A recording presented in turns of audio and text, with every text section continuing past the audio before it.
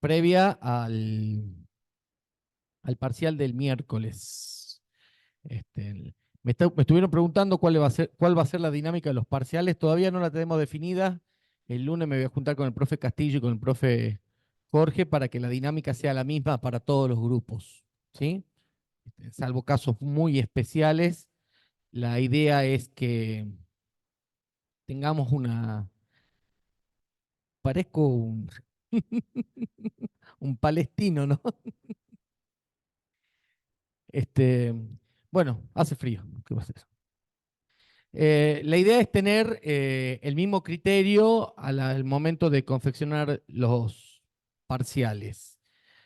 Nosotros, si bien en mi caso particular yo adhiero a la teoría del excedente, el principio de la demanda efectiva, es importante conocer también la otra economía, ¿no? La economía es una ciencia social y como ciencia social tiene diferentes opiniones, o sea, no hay una verdad revelada. De hecho, hay muchos autores heterodoxos que en algunos momentos plantean cosas de la ortodoxia. Por ejemplo, un concepto que lo escuchamos siempre, el superávit fiscal. Muchas veces hay economistas que plantean que es necesario tener superávit fiscal para tener finanzas sanas. Ya vamos a ver que no es tan así, pero hay que saber por qué. Y para saber por qué algo no lo vamos a usar, tenemos que entenderlo. Bueno, vamos a volver un poco a lo que habíamos hablado, las actividades. Lamentablemente, por cuestiones de calendario, ustedes sabrán comprender, hemos empezado tarde, estamos sin presupuesto. Muchas veces la clase práctica antecede a la clase teórica, cuando lo ideal sería que haya clase teórica y después clase práctica, clase teórica y clase práctica. Pero bueno, vamos a hacer un repaso. Hola, de la clase que termina, mis clases terminan siendo teóricas, culpa de ustedes. Porque si les mando las actividades para que las resuelvan. Yo ya les dije, si no están todos los días estudiando, no, olvídense de esta materia, ¿no? La universidad es hora silla. Mientras más tiempo estés sentado, eh, más mejor te va a ir. Bueno, un poco, ya subí también al drive de las lecturas para el tercer parcial el trabajo de Flor Medici y Ariel Boskin en relación al supermultiplicador. Eh, una compañera de ustedes me hacía una consulta ayer, ¿por qué era Esrafiano? Si lo había hecho Piero Rafa, no. El nombre Esrafiano es homenaje a Piero Rafa, pero no es que lo hizo Piero Rafa. El desarrollo teórico lo hizo Franklin Serrano. O sea, es Esrafiano porque, como lo vamos a explicar nuevamente, toma variables exógenas. O sea, estas palabras exógenas, endógenas, con las que yo los torturé la primera mitad de este cuatrimestre, tienen que ver si es de afuera o de adentro. Endógeno es de adentro, exógeno es que viene de afuera. Entonces, un poco eh, la idea de que sea un supermultiplicador rafiano en homenaje a Piero Rafa, que habla que la distribución es exógena. Lo que hablaba recién, ¿cómo es tu nombre? ¿Tu nombre cómo es? Eugenia, lo que hablábamos con Eugenia. Entonces, nosotros teníamos, ¿qué es el excedente? El excedente tenemos el producto social menos los consumos necesarios es igual al excedente. Esto lo hemos visto en la primera clase. El excedente es lo que sobra. O sea, vos tenés lo que producís, tenés lo que consumís, lo que te sobra es el excedente. Si hablamos de nosotros, personalmente, nosotros tenemos nuestro salario menos los consumos para vivir, la diferencia es el ahorro. Bueno, el excedente es el ahorro, vendría a ser como el ahorro de toda la macroeconomía. Y la discusión en economía, la discusión en política en realidad, no en economía, la discusión es cómo hacemos para distribuir este excedente y cómo se distribuye. ¿Sí? Entonces, si la discusión en economía es cómo hacemos esto. Ya le dijimos que los marginalistas hablan de la ley de oferta y demanda y los clásicos hablan de relaciones de fuerzas condicionadas por cuestiones sociales, históricas, políticas, etcétera. Ahora bien, también empezamos en la primera clase diciendo que si la sociedad, si el producto social, ¿sí? Que es lo que produce toda la comunidad, por eso, producto social menos menos el consumo necesario para que esa sociedad viva es igual a cero, es una sociedad de supervivencia. Entonces no hay excedente. Entonces no discutimos más nada. No se discute más nada si no hay nada que repartir. Si los problemas surgen cuando hay que repartir, cómo se reparte, quién se lo queda, cómo se lo llevan, cuánto tiempo se lo queda, etcétera, etcétera. Pasa en todo el ámbito, en todas las relaciones. Entonces, ahora, ¿qué quiero yo con el supermultiplicador que entiendan? ¿Cómo se forma este excedente? ¿Y cómo hacemos que el excedente crezca? ¿Por qué? Porque si yo tengo el producto social menos los consumos necesarios es igual a 1, mi excedente es 1, y no me alcanza, yo quiero saber cómo voy a llevar a que este 1 sea 1000.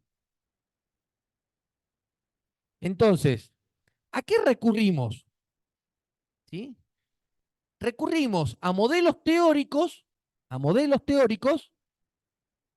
que determinan los factores que influyen en el crecimiento. A ver, si yo tengo una economía excedentaria, ¿estamos de acuerdo que las economías capitalistas son excedentarias, que se produce más de lo que se consume? ¿Estamos de acuerdo con eso o no? Estamos todos de acuerdo. Ahora, estamos de acuerdo que hay economías que producen poco, por ejemplo, la del África subsahariana, y hay economías que producen mucho, por ejemplo, la sueca. ¿Sí? Producen más de lo que necesitan. Entonces empieza un proceso de, cuando vos producís más de lo que necesitas, empezás un proceso de acumulación de riquezas. Pero para que haya acumulación de riqueza, tiene que haber un ingreso. A ver, se lo voy a ejemplificar un poco. Nosotros tenemos para que haya un dique con una cantidad de agua acumulada, tiene que haber un flujo de agua que lo vaya llenando. Y esta es la discusión de que cómo se distribuyen estos excedentes, cómo se distribuyen en ingreso y en stock. El stock. El stock es la riqueza y el ingreso es un flujo. Yo a partir de mi sueldo puedo juntar, me va quedando un ahorro y al cabo de un tiempo me compro un auto, me puedo comprar una casa, me compraré un celular. Eso es el stock, pero yo tuve que tener un flujo. Entonces, ¿qué es lo que queremos hacer nosotros al estudiar el super multiplicador? Los factores que determinan el crecimiento. Porque si yo puedo determinar los factores y los puedo identificar correctamente, los factores que determinan el crecimiento, sé, si soy hacedor de políticas públicas, qué teclas tengo que tocar para que la cosa funcione. Y si yo no soy hacedor de política pública y soy un simple ciudadano, sé para dónde van los flujos para cuidar mi ahorro, para asesorar una empresa. Para esto es saber. No es que esta es una, no es que yo quiero que ustedes sepan economía, porque nada, lo mío, me encanta la economía. Esto es un problema que van a tener durante toda la carrera. El profesor cree que su materia es lo único que hay en el universo. ¿Sí? Entonces ustedes van a tener, no sé cuántas materias tiene el plan 39. Ustedes van a tener 39 profesores que creen que su materia es lo único que hay en el universo. Funciona así. ¿Sí?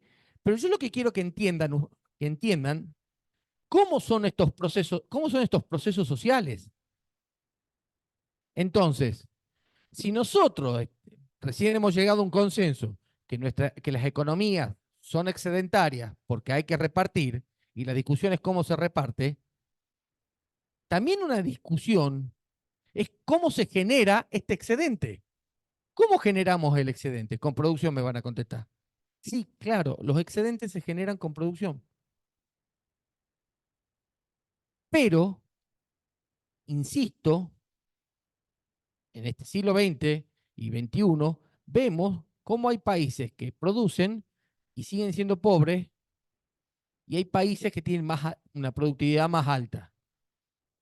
Entonces, esta es la discusión que que quiero que ustedes entiendan. Insisto, ¿para qué? Porque yo no sé si todos ustedes se reciben de abogado. Muchos van a quedar en el camino. Muchos van a quedar en el camino. Porque lo dicen las estadísticas. Ojalá que el 100% de los estudiantes que ingresan al primer año salgan. No pasa. Pero todos aquellos que queden en el camino tengan las enseñanzas y la universidad influya. ¿Sí? Que les sirva para ser mejores ciudadanos, que les sirva para ser, si están trabajando, mejor en su trabajo, que sirvan para que tengan herramientas conceptuales para defenderse en un mundo cada vez más difícil. Entonces, un poco, eh, esto tiene que ver, esto es el objetivo de esta clase, que ustedes entiendan procesos sociales, ¿sí? Que en definitiva la economía es una ciencia social, y y además, muchas normas, muchas normas están siendo los dueños o las personas que son dueñas de los medios de producción son las que llevan a la sanción de muchas normas. Por ejemplo, estamos viendo con esta ley ómnibus y el RIGI, que es eh, que es el régimen de grandes inversiones, que se lo dije el día miércoles, se los digo ahora todo porque ahora es pluricomisiones.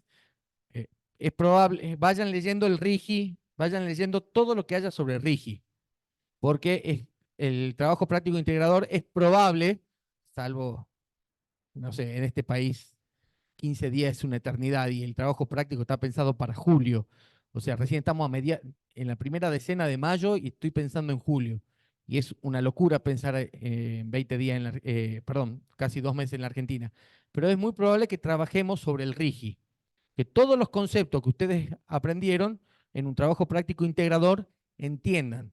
Porque si no, de nada me sirve a mí que ustedes lo lean a Cesarato, bueno, ya es un logro que lo lean a Cesarato, pero de nada sirve que ustedes lean a Cesarato, que lo lean a Pivetti, que lean todos los papers que yo le mando, si no lo entienden.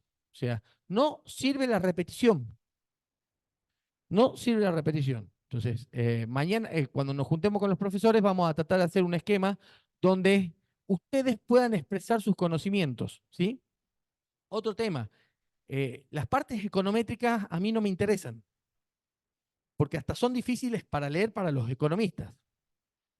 De hecho, ayer buenas tardes, chateaba con Ale Fiorito y él me decía la parte que a él no le gustaba cómo estaba el paper de Flor Medici, no le gustaba cómo estaba escrito, pero bueno, nada, la parte econométrica, porque me era medio compleja, no es que estaba mal, sino que era medio compleja.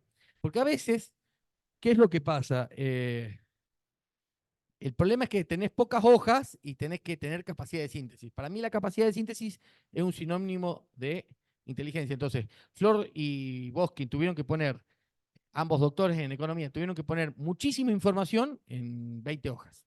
Muchísima información. Entonces, cuesta a veces, ¿no? Pero la parte, no, a mí no me interesa la parte econométrica, porque para eso tenemos que saber análisis matemático, que, insisto, una carrera como abogacía tendría que tener análisis matemático para que le enseñen a pensar. Este, y si no, jugar al ajedrez, aunque sea una materia que sea ajedrez, que te enseñen razonamiento lógico. Pero bueno, vamos. Entonces, si nosotros decimos que somos una economía excedentaria, Entonces, ¿qué es el excedente? Es lo que sobra cuando consumimos lo necesario. Ahora, ¿cómo hacemos crecer? ¿O cómo surge ese excedente o cómo lo hacemos crecer? Porque nosotros tenemos un excedente dado, producto de que un día nos asentamos, dejamos de ser, la raza humana dejó de ser cazador y recolector, ¿no? Entonces, ¿cómo hacemos para crecer? Porque además, ustedes tienen que saber algo. Este boom de la humanidad, de que seamos casi 8.000 millones de personas u 8.000 millones de personas, de que tengamos el mejor nivel de vida de la historia, muchos de los que estamos acá ya no estaríamos muertos si hubiésemos nacido en el siglo XIX, porque la esperanza de vida era 42, 43 años. Un tipo de 45 años era viejo. Y hoy un tipo de 47 años, no sé, recién está entrando a la vida. Entonces, nosotros tenemos que tratar de calibrar esos factores. ¿Y qué se hizo a lo largo de la historia? Básicamente, a lo largo de la historia de la macroeconomía, la modelización. ¿Y qué es la modelización? Lo que hablábamos el otro día en las comisiones 5 y 6. ¿Para qué sirve? Sirve para esto, para identificar cuáles son los puntos eh, que tiene eh, que tiene la realidad para que sea más fácil el análisis. Este es el objetivo.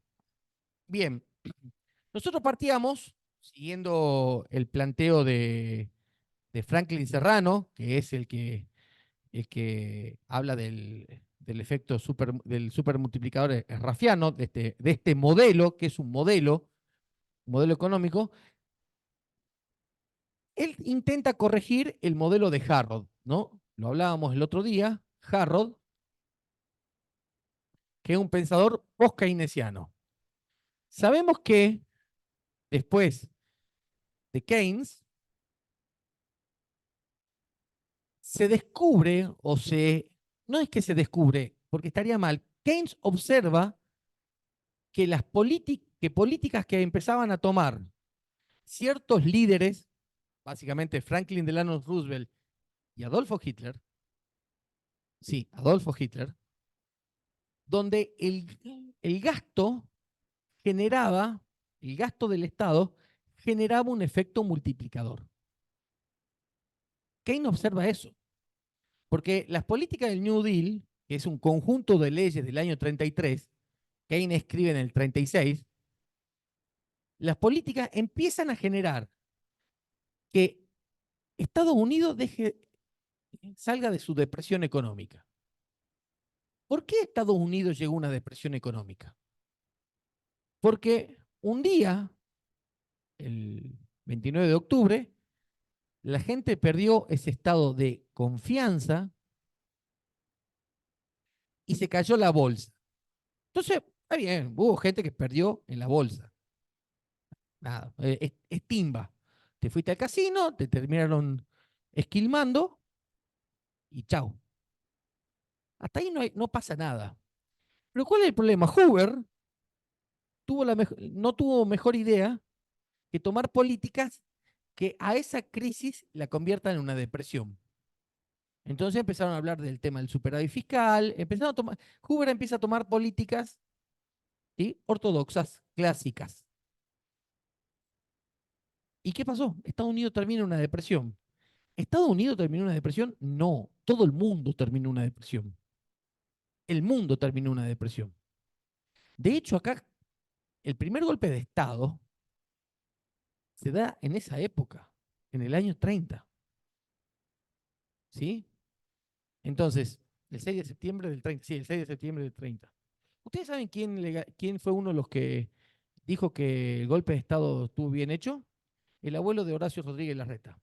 De hecho, la Corte, cuando sostiene que el, que el golpe estaba bien hecho, se basó en el dictamen del Procurador General de la Nación, que era Horacio Rodríguez Larreta, abuelo del que estaba ahora.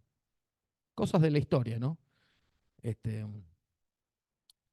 eh, Nosotros tuvimos el golpe de Estado y se empieza, también en Argentina, el gobierno de Justo, que empieza la democracia fraudulenta con la proscripción de los sectores populares La proscripción del peronismo no fue la primera proscripción de sectores populares. A lo largo de la historia ya hemos tenido varias proscripciones de sectores populares. Pero en la época de Justo también se empieza un proceso de la ISI, la importación, la industrialización sustitutiva de importaciones. ¿Qué hace Keynes? Lo que hace Keynes es mirar cómo funciona la economía, se da cuenta de esto y trata de hacerle, desprendiéndose de su marginalismo, trata de, a través del principio de la demanda efectiva, que es lo que hemos visto, aparece el efecto multiplicador.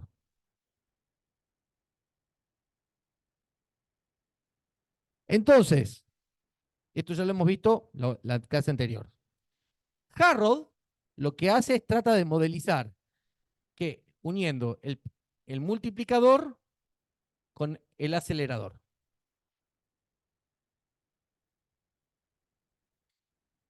¿El acelerador qué vendría a ser?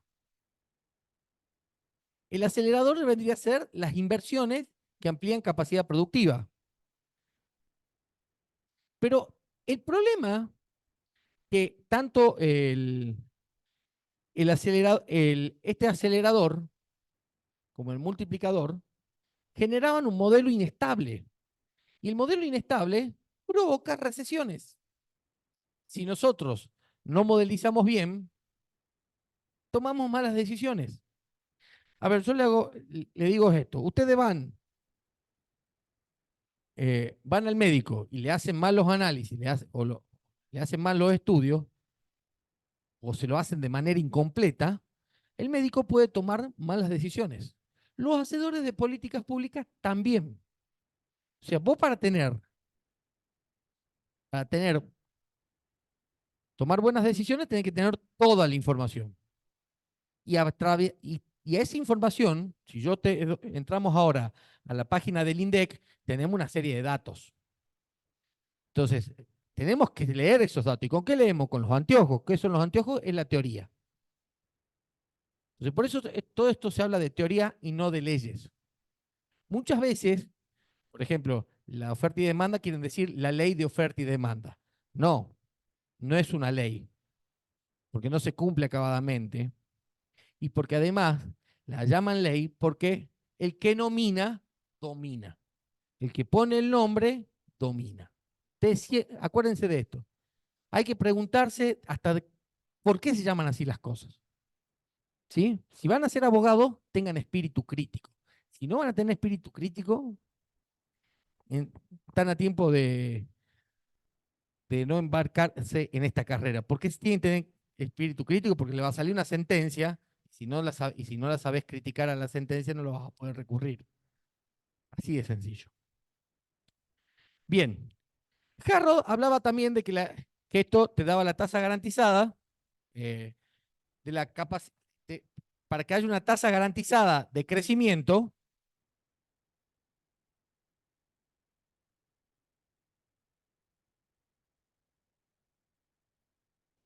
la tasa garantizada teníamos que tener eh, la utilización de la capacidad productiva al 100% o plena, equilibrio en el mercado y pleno empleo. ¿Y por qué Harrod te habla de tasa garantizada? Porque te hablaba de tasa normal, entonces te la contraponía a la tasa garantizada con la tasa normal. Ya hemos dicho que cuando te hablan de tasa normal es un concepto filosófico abstracto, no es algo que sea real. ¿Qué es lo normal? ¿Y qué sé yo qué es lo normal? Lo que es normal para uno no es normal para el otro. Entonces, si vos no tenías la utilización de la capacidad productiva al palo, equilibrio en el mercado y pleno empleo, ¿qué ibas a tener? Ibas a tener inestabilidades. Ibas a tener estabilidad en el ahorro, en la inversión y en el trabajo, en las horas del trabajo. Y esa inestabilidad te genera recesiones. Y lo que tenemos que evitar acá son las recesiones. La función del Estado es la conducción del ciclo económico. Es decir, che, si hay una recesión, ver qué mecanismos hacemos para que no haya recesión, para que haya crecimiento. Entonces, tenemos que determinar cuáles son los factores que generan el crecimiento para que el Estado cumpla el rol. A ver, ustedes saben, todos saben mi filiación política, pero el general Perón decía gobernar era crear trabajo. Entonces, ¿cómo creamos trabajo? ¿Cuáles son los conceptos que tenemos que tener?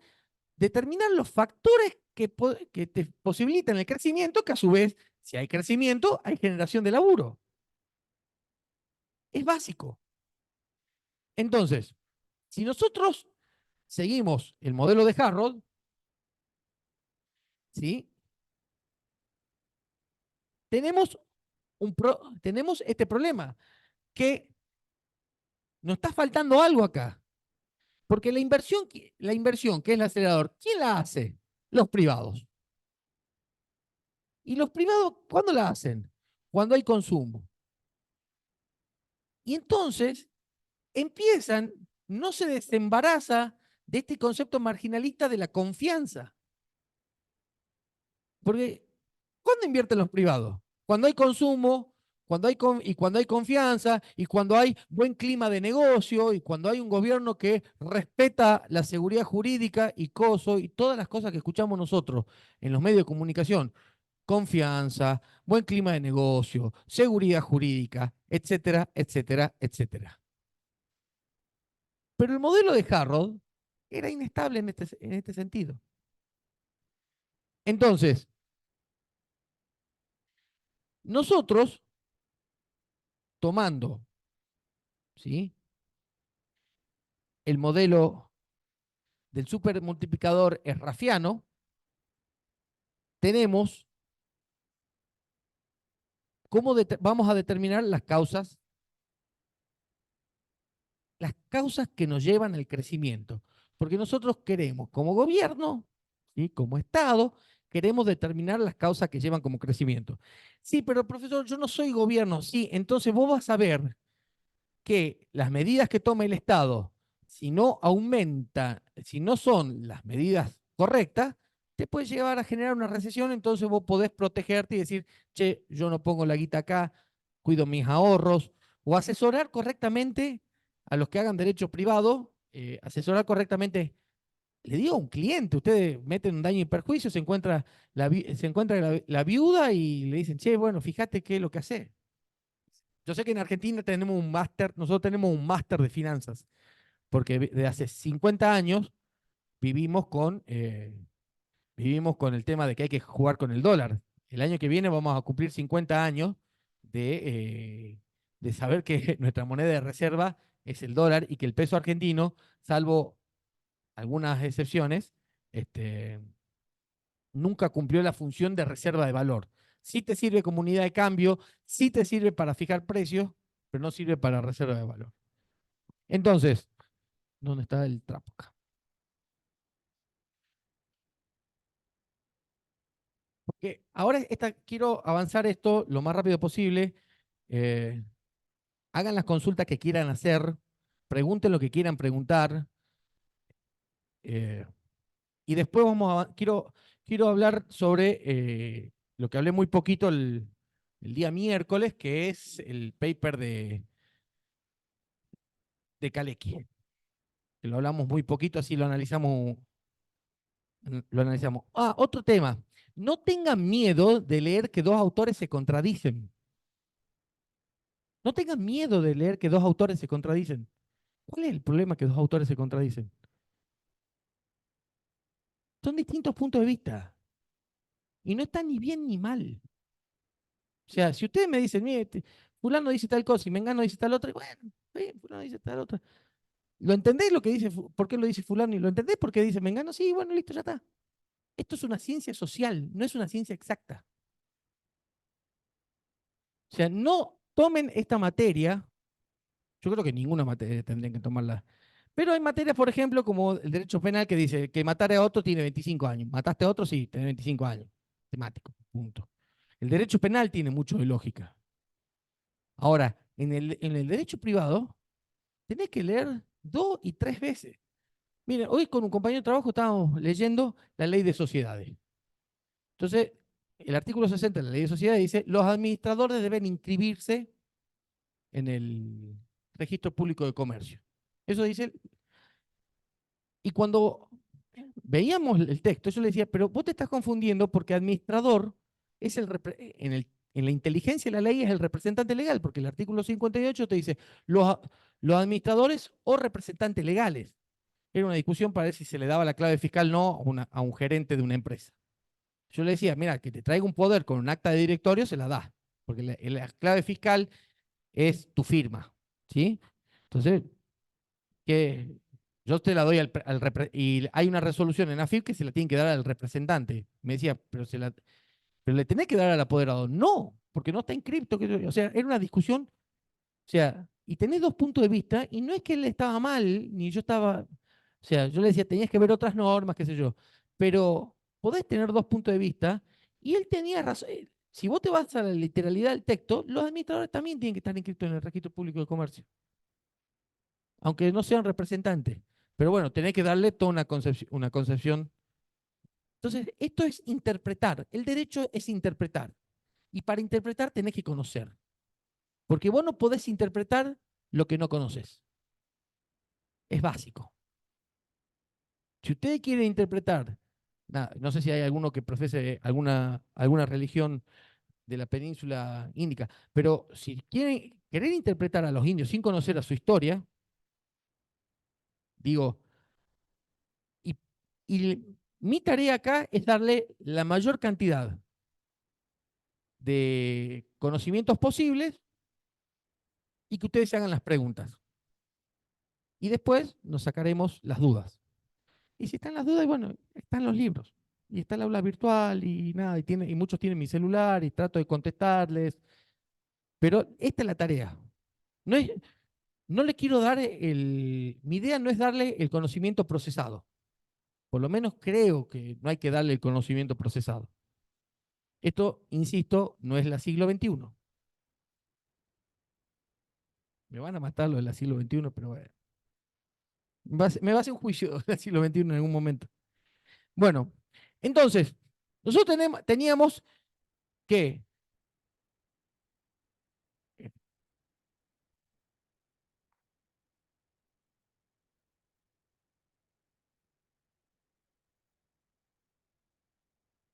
nosotros teníamos que el modelo de Harrod,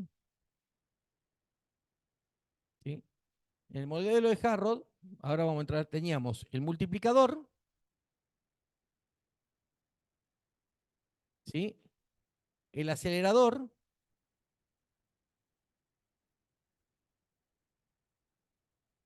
pero Serrano, en su tesis doctoral en Oxford,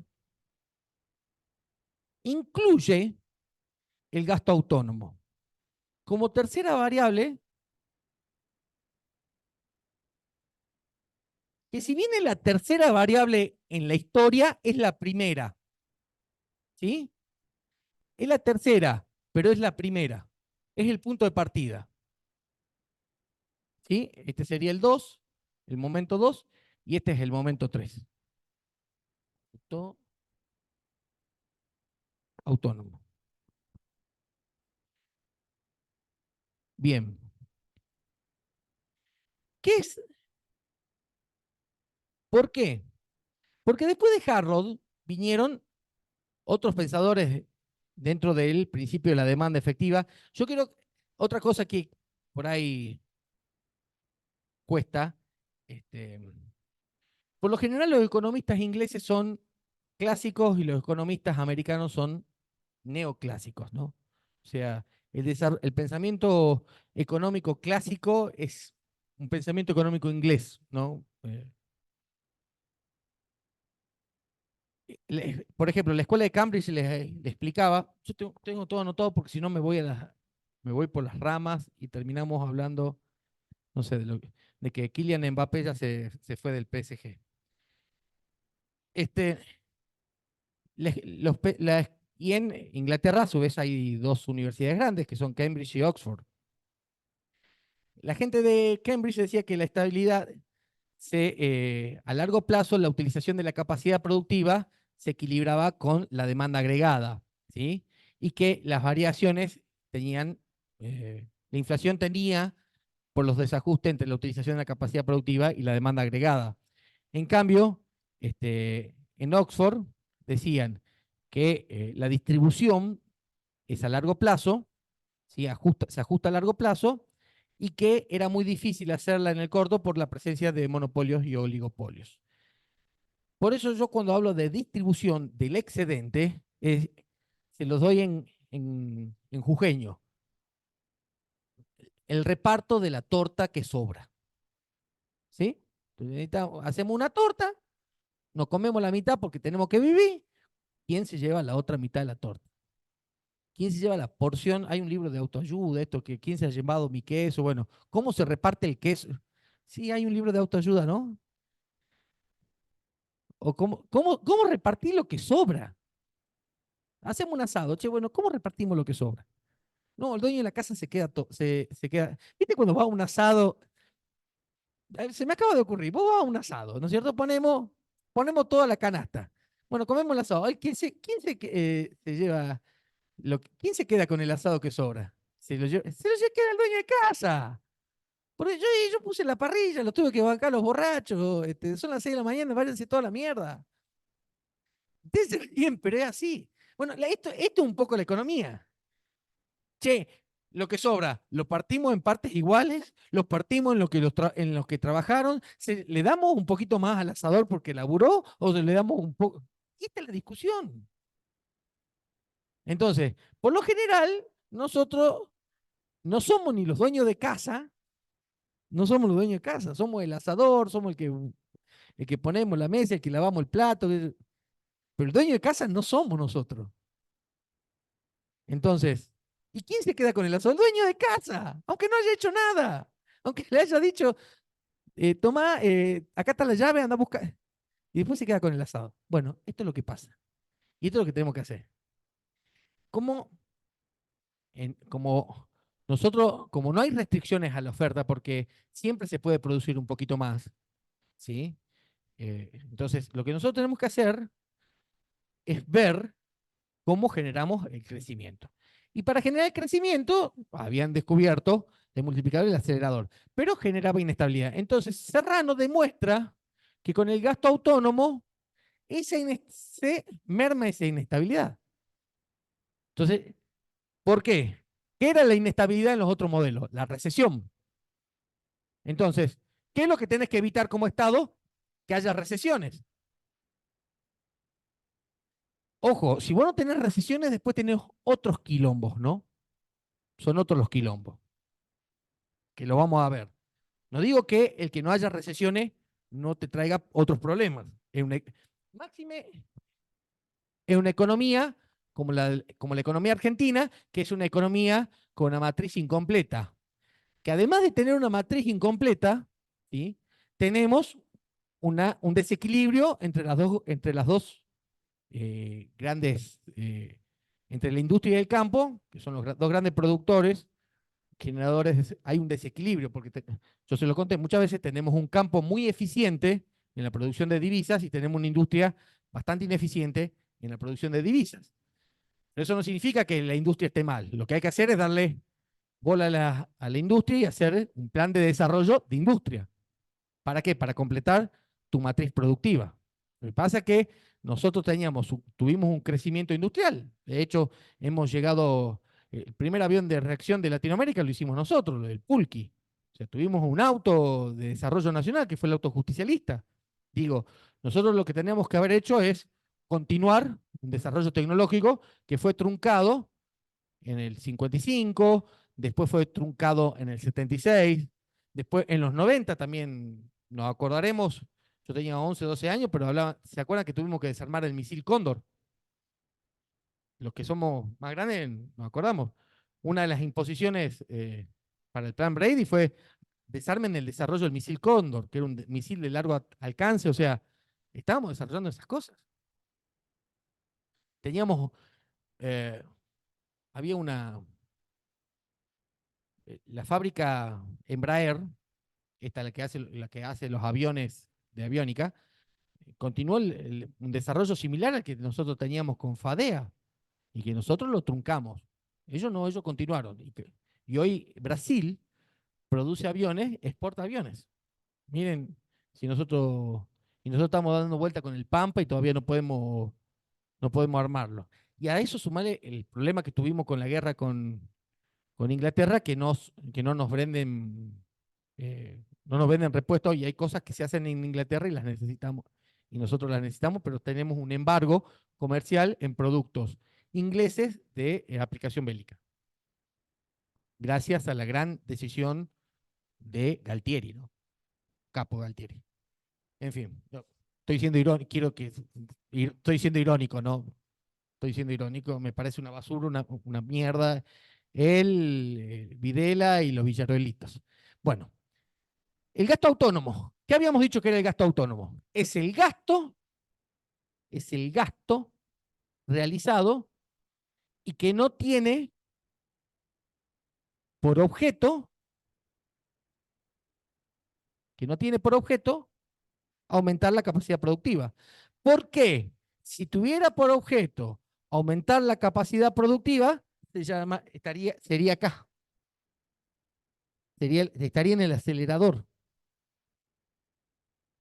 El gasto autónomo no tiene que ver con que quién hace el gasto, sino con el destino del gasto. Generalmente lo hace el Estado. Y básicamente tiene que ver con, generalmente tiene que ver con el gasto público en obras de infraestructura, el gasto en construcción, y muy exógenamente, así, muy débil, perdón, es el tema, el diferencial de Expo menos Impo. ¿Sí?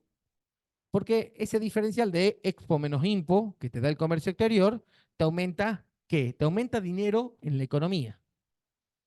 Pero el fuerte es el gasto público, después viene el gasto en construcción.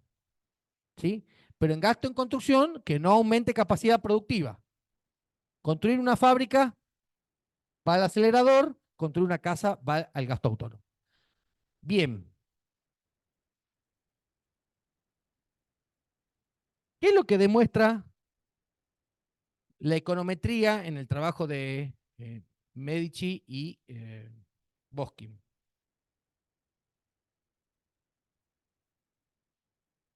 Demuestra que las características del multiplicador es que la distribución, ¿cómo es la distribución? Leyeron los trabajos, ¿no? ¿Sí? No lo leyeron. La distribución es exógena.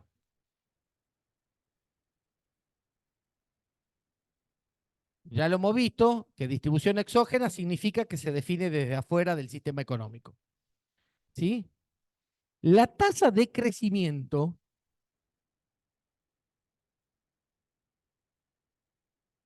la tasa de crecimiento es igual a la tasa de crecimiento del gasto autónomo.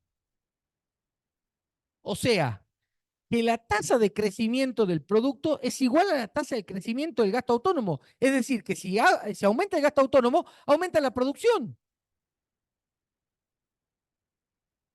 O sea, hay que gastar. ¿Sí? ¿Por qué? Porque el nivel de inversión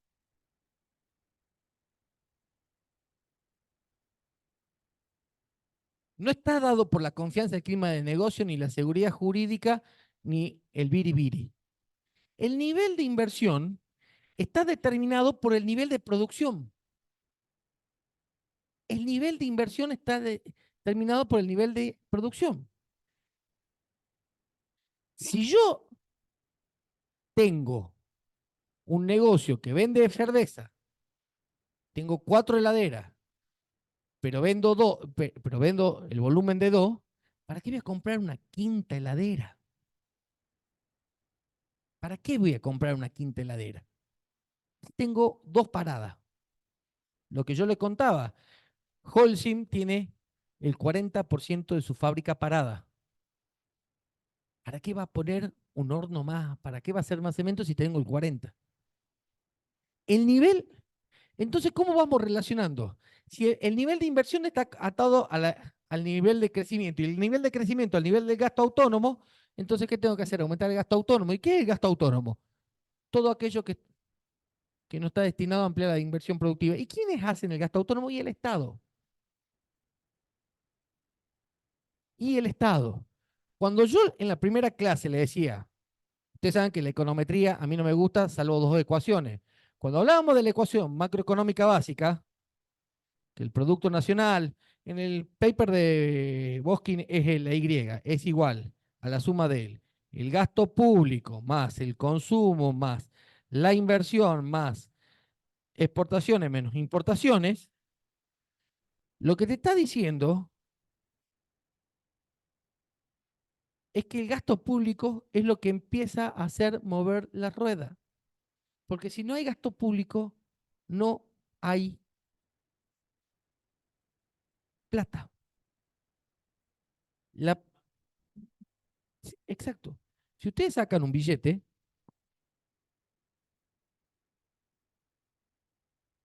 ¿sí? Dice Banco Central de la República Argentina, o sea, el Estado.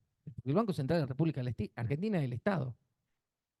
O sea, entonces, el Estado le pagó a alguien y ese alguien después de una serie de cadenas, me llega a mí. No, no dice Juan Justi Bank, dice Banco Central de la República Argentina. Entonces, el Estado es el primero que tiene que gastar. Y vamos a ver en la segunda parte que para el gasto del Estado no es necesario que recaude.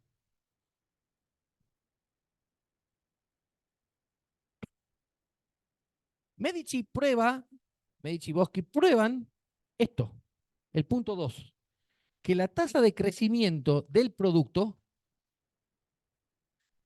es igual a la tasa de crecimiento del gasto autónomo. ¿Sí? Ahora bien, nosotros tenemos,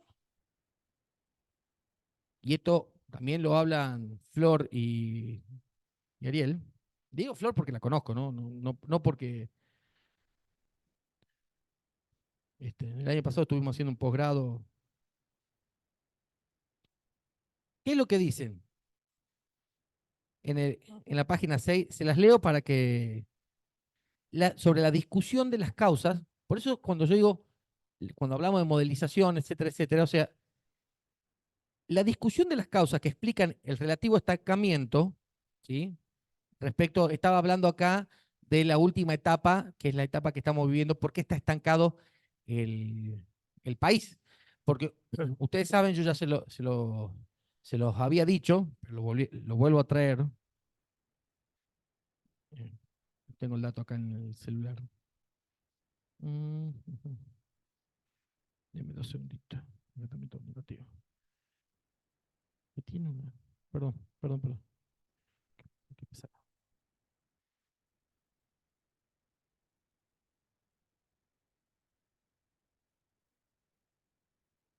Bien, yo le había dicho, por ejemplo, que a diciembre del 2002 la cantidad de trabajadores registrados bajo la ley de contrato de trabajo, o sea, no significa que sean todos los trabajadores registrados, sino vos tenés trabajadores registrados, trabajadores no registrados, trabajadores estatales, autónomos, monotributistas, o sea, tenés diferentes categorías.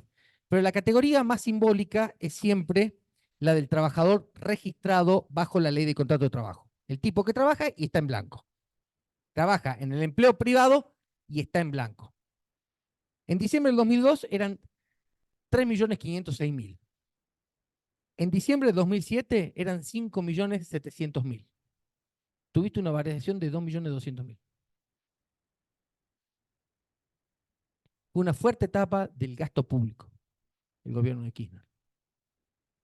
Entonces, ¿qué hizo ese gasto autónomo? Hizo mover toda la rueda. Una fuerte etapa del gasto autónomo. De hecho, el día que asumió Kirchner, o el día siguiente, había un problema en Entre Ríos, un problema docente, no habían arrancado las clases en el 2003 en Entre Ríos, fue Néstor Kirchner en persona y dijo, está la plata, usted vuelve a clase mañana que está la plata. No, pero está la plata. Yo soy el presidente de la nación. En el 2011, la cantidad en diciembre, todos estos son los datos de diciembre, ¿no? Excepto el último que le voy a dar, que es de septiembre de 2023, porque no actualicé el cuadrito, pero ya lo tengo que hacer en los próximos días. Eh, el aumento fue de 5.700.000 a 6.300.000, casi 600.000 más. En diciembre del 2015 fue a 6.456.000, casi 171.637 más. Es decir, que en el periodo del kirchnerismo, la cantidad de trabajadores aumentó en 3 millones de trabajadores registrados. Duplicaron, casi duplicaron, empezaron con 3.506.000 y terminaron con 6.500.000. Ahora, cuando el Estado se retira y empieza el superávit fiscal, porque hay que decir una cosa, el gobierno del ingeniero Macri en los dos últimos años tuvo superávit primario, no tuvo superávit fiscal, tuvo superávit primario. La cantidad de trabajadores descendió en 229.000 durante sus 4 años de gobierno, y con Alberto la cantidad de trabajadores creció en 600.000 trabajadores, ¿sí? Tomando como base siempre el presidente anterior, en 6.800.000. Pero si tomamos el periodo septiembre de 2015, diciembre de 2015, septiembre de 2023, estamos hablando que hay un estancamiento del crecimiento del empleo privado. Y ese es el estancamiento que llevó al hartazgo al pueblo argentino. Por ahí la crítica que le hacemos a Alberto es que no fue tan agresivo en el gasto público. ¿Por qué? Porque hay gente que piensa que el déficit fiscal es malo. Y el déficit fiscal no es malo por ser déficit fiscal. Evidentemente hay un nivel de déficit fiscal que puede ser malo, pero tenés otro mecanismo para contrarrestar el déficit fiscal, que es tener un buen... si Alberto hubiese, en vez de poner a su amigo como presidente del Banco Central, Miguel Pelle, hubiese puesto un financista, y capaz que era distinto, ¿no? Capaz que era distinto. Para mí, Pelle es ha sido el peor presidente del Banco Central de la historia. Bueno, estábamos con las causas del estancamiento. ¿Vieron que me voy? Entonces, qué dice acá Flor? Dice, la visión neoestructuralista sostiene que el abandono del régimen del tipo de cambio real, estable y competitivo, resultado el déficit fiscal creciente y la consecuente aceleración, fue la causa que explica el estancamiento. Esto dicen los estructuralistas, que nuestro peso se sobrevaluó, y lo que decían que al final que había que devaluar, porque hay una idea, esto lo vamos a ver también en la segunda parte de esta materia, que la devaluación ayuda a las exportaciones.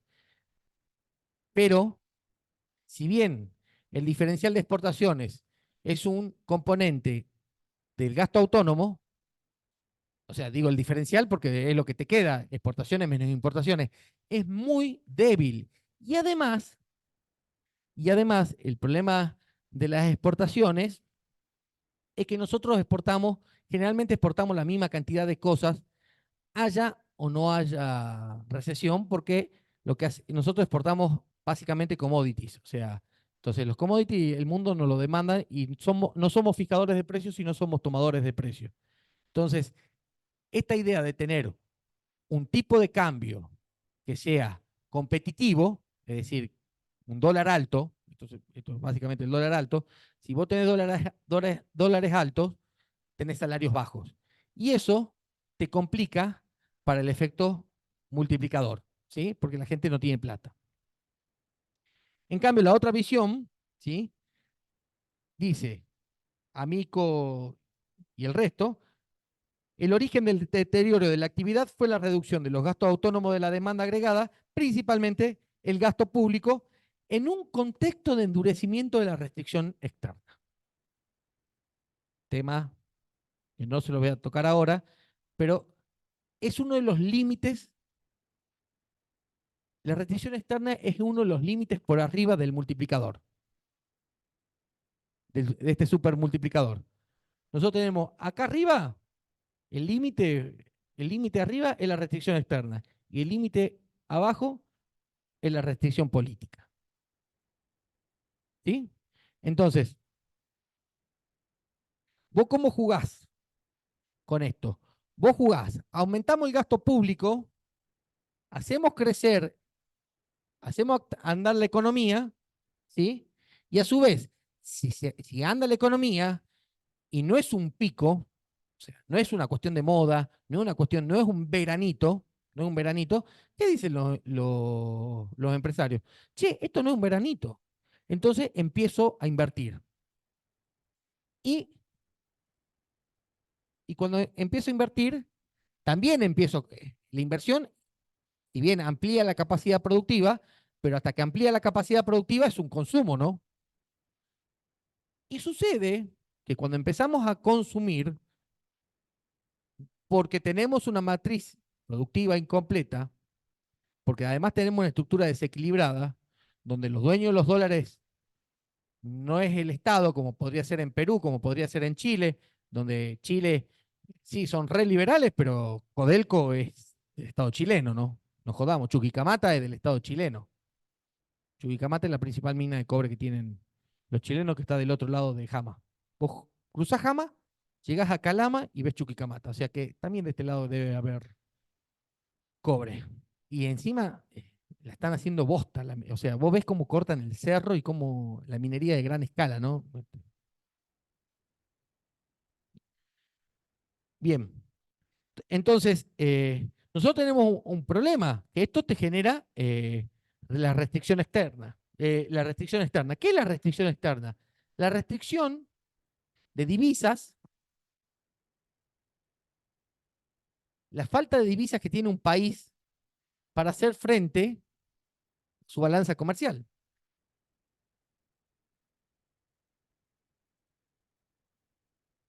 O sea, ¿qué significa la restricción externa? Che, necesitamos tanta cantidad de dólares, necesitamos tanta cantidad de dólares y no los tenemos. Entonces, si vos, tu comercio, vos exportás 100 e importás 120, acá te están faltando 20. ¿De dónde los sacás?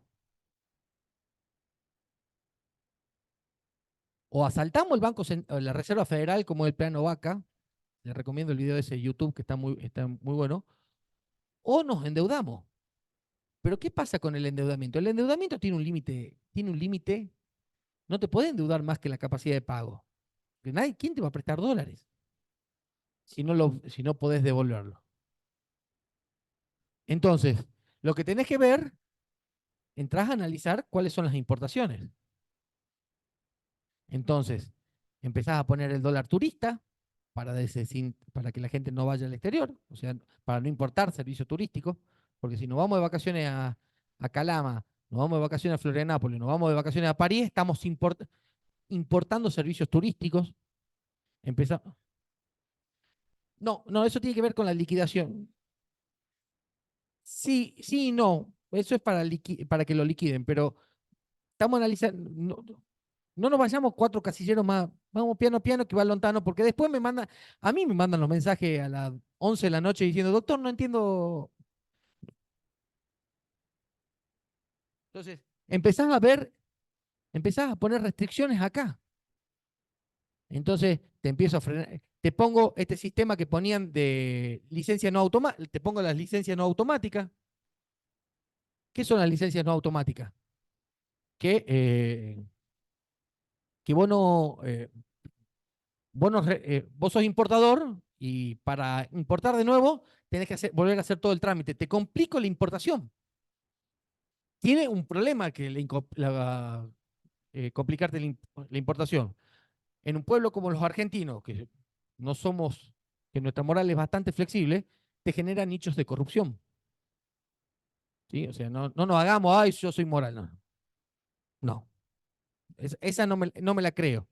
Si no, lean lo que ya decía Borges en nuestra argentinidad. ¿Sí? O sea, este, entonces tenemos la licencia no automática, empezamos a poner el cepo, ponemos las restricciones, etcétera, etcétera. ¿Por qué? Porque lo que queremos es tener dólares para el crecimiento productivo, porque además hay un tema, si nosotros aceleramos, si nosotros empezamos a gastar acá,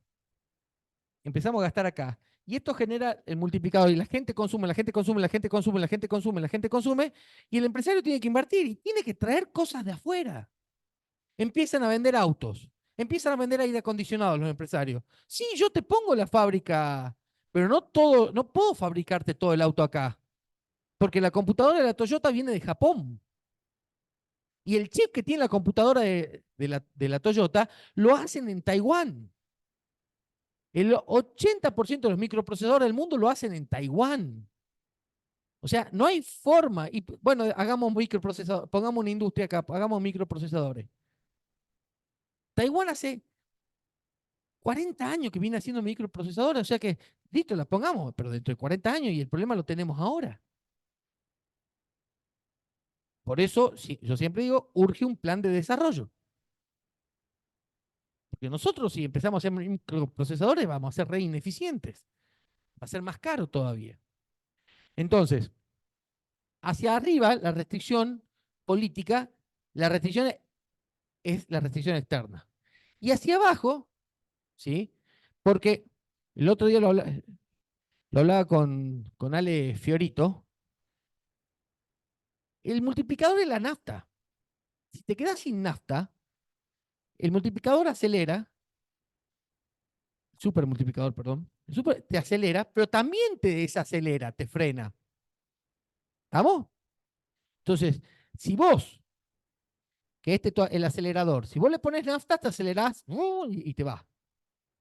Ahora, si vos frenás, ¿qué te quiero decir las restricciones políticas?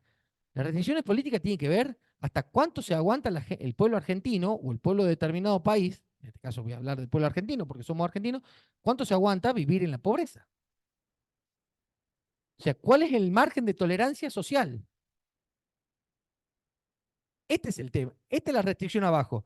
Yo te freno porque tenés un problema de dólares. Yo te lo freno, pero ¿te la bancás? ¿Sí? Si te la bancás, frenemos y vamos despacito. Por eso el gobierno del ingeniero Macri fue tan malo. Porque nosotros, ¿qué hizo Macri? Con el feroz endeudamiento, con el feroz endeudamiento, lo que te complica es que si vos para expandirte necesitas importar bienes de capital. Entonces, esa importación de bienes de capital te la complica porque vos no tenés cómo acudir al mercado financiero porque ya agotaste tu cuota. ¿Cuándo empieza la crisis política de Macri? En enero del 2018, había ganado la elección hacía 3 meses. Eh, Es mentira que fue con la reforma previsional, ¿no? Quiero decirle que es mentira. El problema político de Macri no empezó con la reforma previsional del 2017. Empezó cuando en enero del 2008, el toto de la Champions, Luis Caputo, el actual ministro de Economía, que tendría que estar preso, hizo una colocación de bonos y no colocó nada. No colocó bonos en dólares. Tuvimos una corrida entre marzo y abril y en mayo Macri fue al Fondo Monetario Internacional. ¿Y qué hizo el Fondo Monetario Internacional? Le dio más plata que a ningún país en la historia. Miren, Ucrania, que estaba en guerra con la potencia internacional, recibió menos guita que del Fondo Monetario. Ucrania, que estaba en guerra con Rusia. ¿Por qué? Porque te complica esto. Porque si yo estoy creciendo y necesito dólares, puedo ir a pedirle al mercado, dame que yo te voy a pagar. Ahora, no, flaco, vos ya te la fumaste toda. Y eso complica, no lo complicó Alberto Fernández, nos complica a los argentinos para las próximas generaciones lo que le está pasando a Milei. Que Milei, a pesar de que ya no se habla, vieron que ya no se habla más de la independencia del Banco Central. ¿Saben por qué, no? ¿Alguien sabe por qué ya no se habla más de la independencia? Uno de los versos de la derecha es que el Banco Central tenía que ser independiente. Ahora, el ministro de Economía de la Nación y el presidente del Banco Central son socios, literalmente hablando, no es que son socios en la misma consultora, era el presidente y el vicepresidente. Hoy, o sea, No me vengan a hablar de independencia del Banco Central. Pero el presidente del Banco Central es un buen timbero. Entonces, lo que hay que hacer, poner en el Banco Central, poner tipos que conozcan la timba, que conozcan que conozcan el mercado de acciones, el mercado de bonos, que sepan sortear esto. Porque lo que tiene que hacerte el Banco Central es mantenerte las condiciones para que vos no sufras restricción externa. Te tiene que conseguir los dólares de donde sea. Entonces, nosotros tenemos que el gasto autónomo es exógeno, por eso es rafiano, en homenaje, no porque lo haya dicho Piero Rafa, ¿sí? En homenaje a Piero. El gasto es exógeno y esa exogeneidad tiene que ver con condiciones políticas, históricas y culturales, pero que también están correlacionadas con la economía. Porque vos lo que tiene que tener el gobernante, y esto es muy difícil, no. A ver, yo lo hablo de la teoría en una clase, en la carrera de abogacía, en la Universidad Nacional de Jujuy, pero lo que tiene que tener el gobernante es el control ¿cómo se llama? De la rienda, para ir soltando o ir aflojando, y una cuestión de muñeca. Porque si no, nos toca la restricción política. A ver, todo lo hemos visto ayer con el paro nacional. ¿Cuántos paros le hicieron a Milei? Y no le hicieron a Alberto. A Cristina le hicieron 5 paros por ganancias. 5 paros por ganancias. Es decir, que si Cristina capaz que hubiese licuado el gasto como lo licuó los sueldos, como lo licuó Milei, capaz que te hacen una revolución.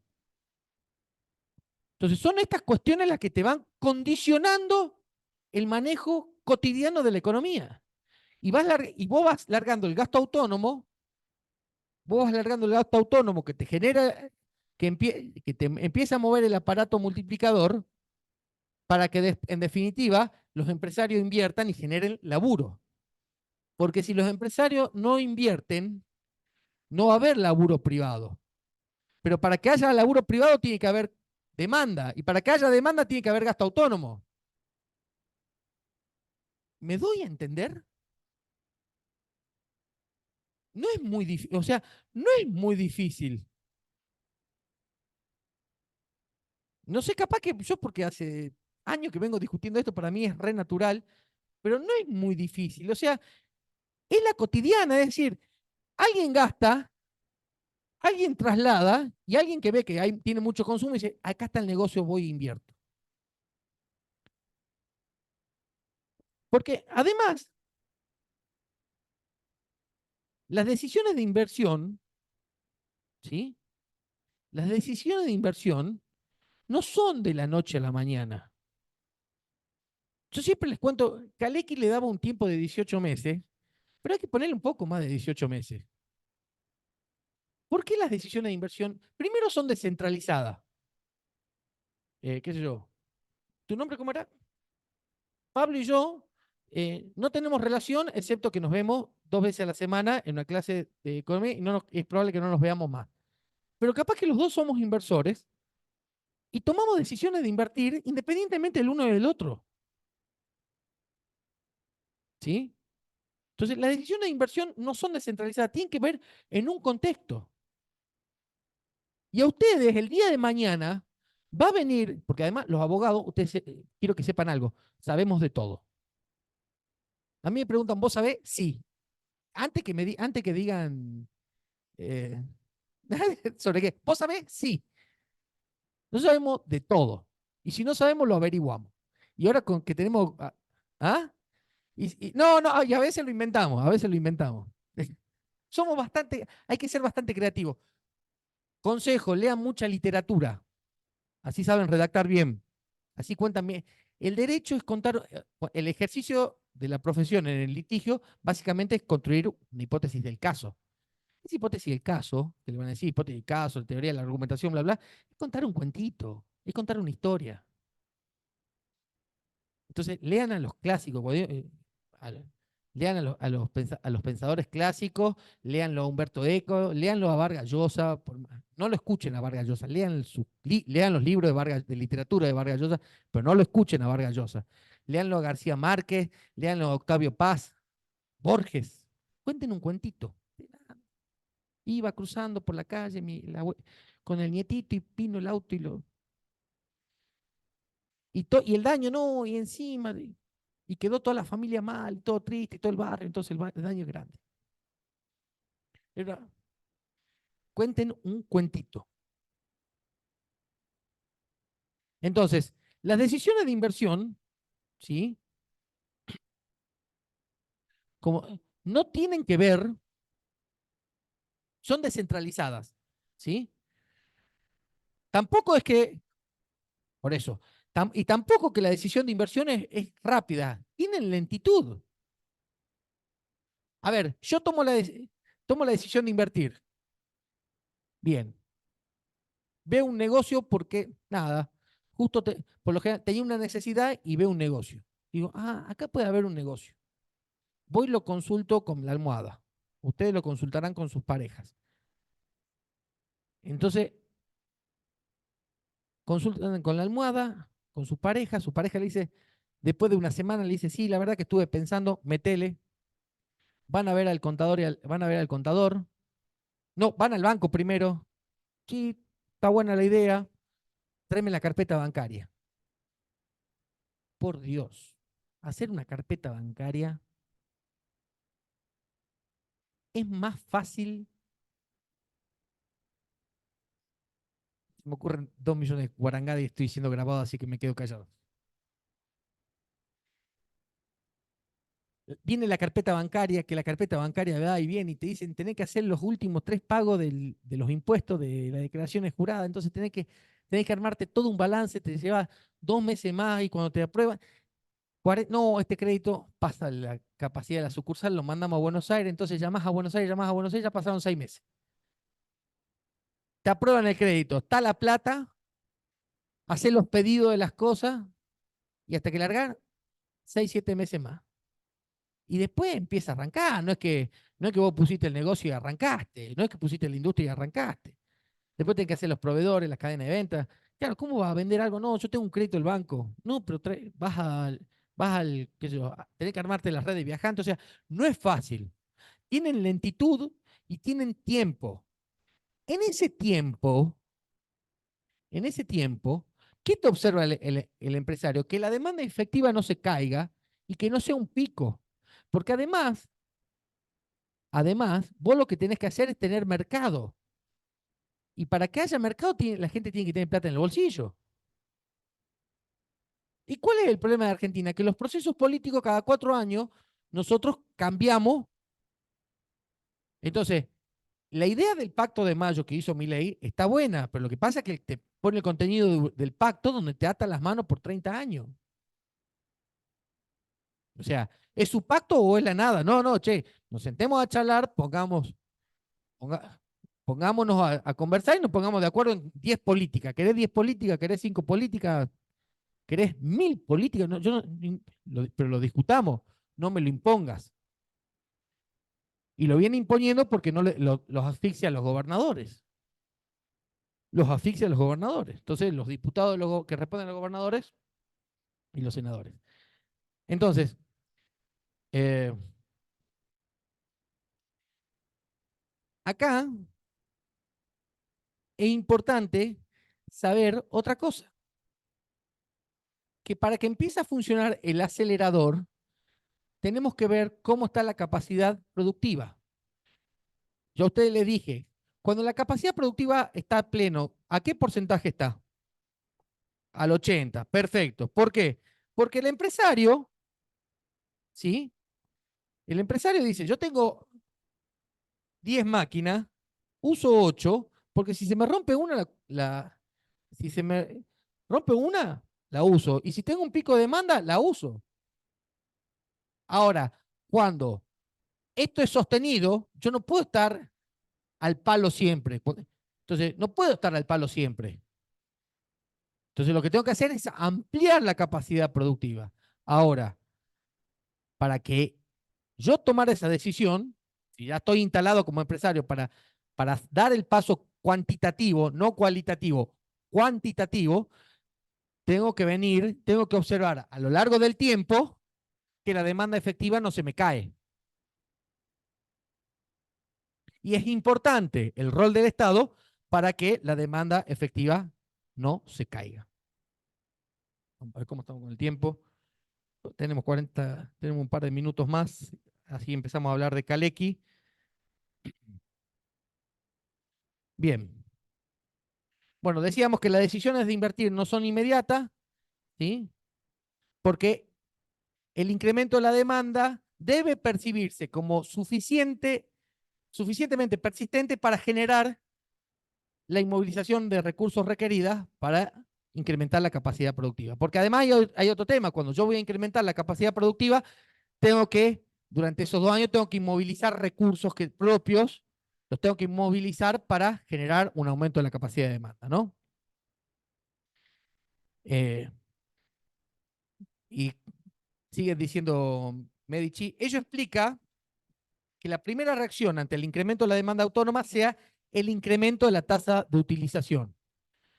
Es decir, si yo estoy en 8, lo primero que hago es utilizar lo que tengo parado.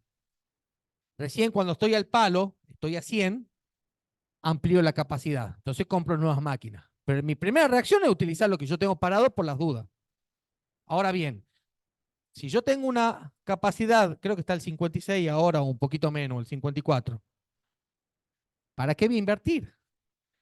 Llego a los 100, cuando llegue a 100, y si esos 100 se mantienen, recién amplío la capacidad productiva, recién invierto. O sea, invertir cuando tengo máquinas paradas es una locura. Lo que le contaba con Cerámica Alberdi.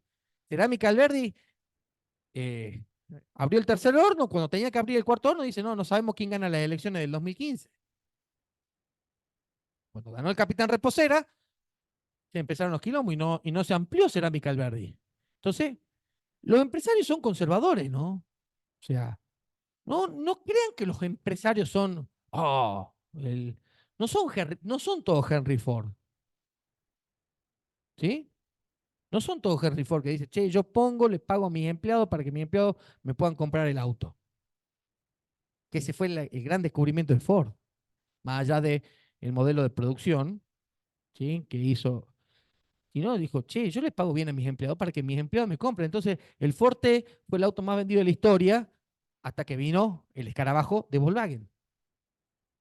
Si ustedes ven, los productos más vendidos, fabricados por el capitalismo, son los productos de consumo masivo. Y los productos de consumo masivo somos los que consumimos nosotros. Por eso la importancia de la presencia del Estado en este momento del gasto autónomo. Porque el gasto autónomo, lo hablamos con un compañero de ustedes, criticaba a los planeros. Sí, los planeros. Los planeros son gasto autónomo. ¿Sí? La UH, gasto autónomo. El progresar, gasto autónomo. Hacer ruta, gasto autónomo. Porque la ruta no te genera aumento de capacidad productiva. Te genera comodidad para sacar la producción, pero no hay más soja porque haya ruta. ¿Ah? ¿Qué? Claro. Te hago ruta, te hago puentes, te hago el paso de Jama. ¿Sí? ¿Qué?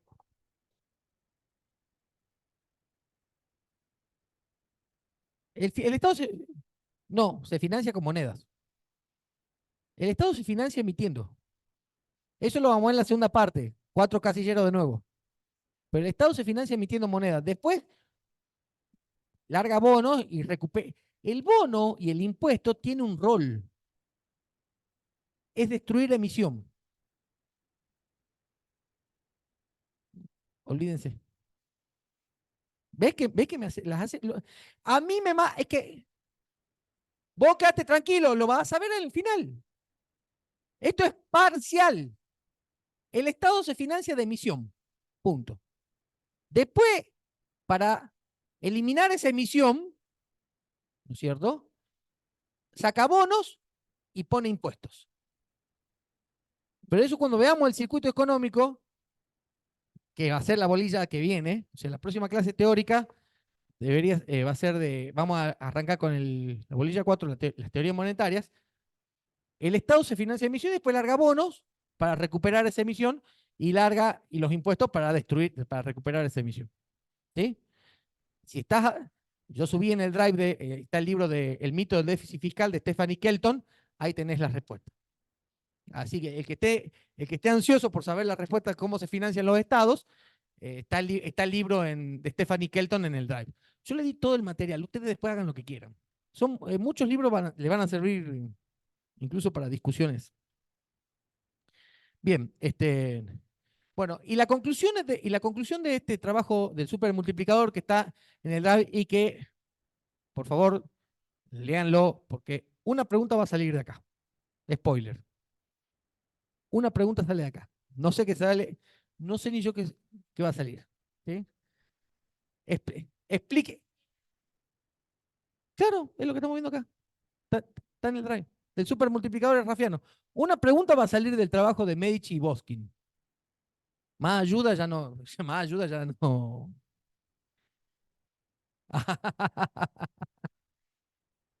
Salen de los libros de Pivetti, de Cesarato, de Petri y de los otros archivos del drive. Pero no es muy probable, esto es seguro. Tranquilas. De acá va seguro. De Medici y Boskin, que lo subí hoy. Ayer lo subí, miento, ayer. Se lo había subido, se lo subí a la carpeta del Drive Vieron que en el aula virtual le había puesto el enlace porque es un documento que está que está en la página del Banco Central. De acá sale una pregunta del parcial, sí o sí. Sí o sí, así que léanlo. Ya saben que la parte econométrica a mí no me interesa, así que no le voy a preguntar.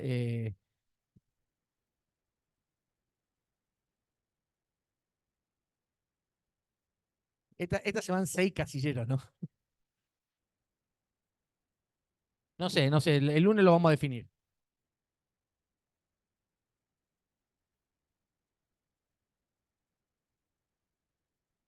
Seamos serios. No, porque la múltiple choice, si te las hago yo, no las vas a probar. Yo prefiero preguntarte, ¿qué entendés por tal cosa? Y que vos lo desarrolles, ¿sí? A que hagas múltiple choice y digas, oh, está difícil. No, no, yo prefiero más eso.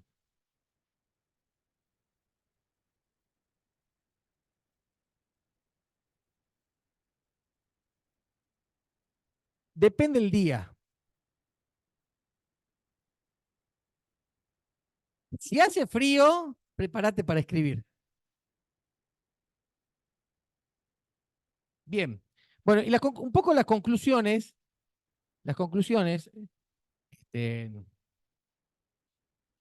es que la tasa de crecimiento del producto depende de la tasa de crecimiento de los gastos autónomos. Es decir, la tasa de crecimiento, en definitiva, la tasa de crecimiento de la economía depende de la tasa de crecimiento de los gastos autónomos, básicamente, que hace el Estado. ¿Sí? Eh, Después también, el incremento del gasto público no solo, dice Flor, de este modo, nuestro análisis consistente en que la idea que el incremento del gasto público no solo no produce un efecto de expulsión, por ejemplo, con la inversión, sino, como sostiene la corriente convencional, estimula el crecimiento. Esta frase es nodal, porque demuestran econométricamente, está demostrado econométricamente, si después quieren analizamos los datos econométricos, no lo vamos a hacer acá, quédense tranquilo, demuestran econométricamente que el gasto público no es que va en contra de la emisión, este mito, no, los empresarios no invierten porque hay déficit fiscal. No, el gasto público estimula la inversión. ¿Y cómo la estimula? A través de este proceso. de este proceso económico. Evidentemente, para que funcione hay que profundizarlo más, tenemos que ver los datos como la proporción marginal a consumir de cada sociedad. Hay datos que tienen que hacerse a partir de una investigación de campo, pero el esquema funciona así. El multiplicador lo multiplicará 3 veces, multiplicará 5 veces, depende cómo sea la actividad, cómo sea la estructura económica, pero el efecto, pero el esquema es así. Después, si vos querés ponerle número, tenés que agarrar una economía determinada, tenés que agarrar un nivel de ingreso determinado, tenés que agarrar una estructura productiva determinada, tenés que agarrar una tasa de importación de bienes de capital, o sea, tenés que para profundizarlo es mucho más complejo, pero, pero el esquema funciona así. Entonces, como, como cierre de este punto del supermultiplicador, ¿sí? Sabemos que la inversión es una variable inducida por el producto, por el nivel de producto. Si aumento el nivel de producto, aumento el nivel de inversión. Porque ustedes saben que si tengo todo al palo, se me cae, se me puede llegar a caer. Y si no tengo todo y si tengo todo al palo y yo no invierto, ¿qué pasa? Abro las puertas para que venga otro y abro la competencia. Este es el otro problema que le genera la falta de inversión a los empresarios. Si yo estoy al palo y no puedo cumplir con mi, o sea, no puedo cumplir con la demanda, va a venir otro y va a poner la fábrica y me complica, porque ya me entra a competir. Entonces empiezo a perder porciones de mercado. Entonces, el crecimiento del producto está atado al crecimiento del gasto autónomo y este gasto autónomo está, tiene que ver con la inversión, con lo que llamamos el acelerador. Ahora bien,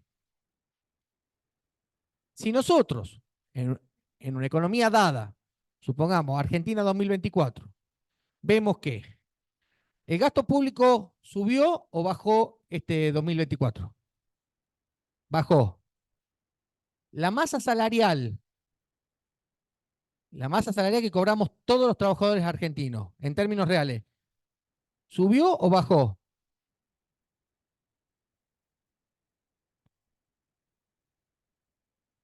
La masa, en términos reales, la masa salarial, ¿usted le ganaron a la inflación?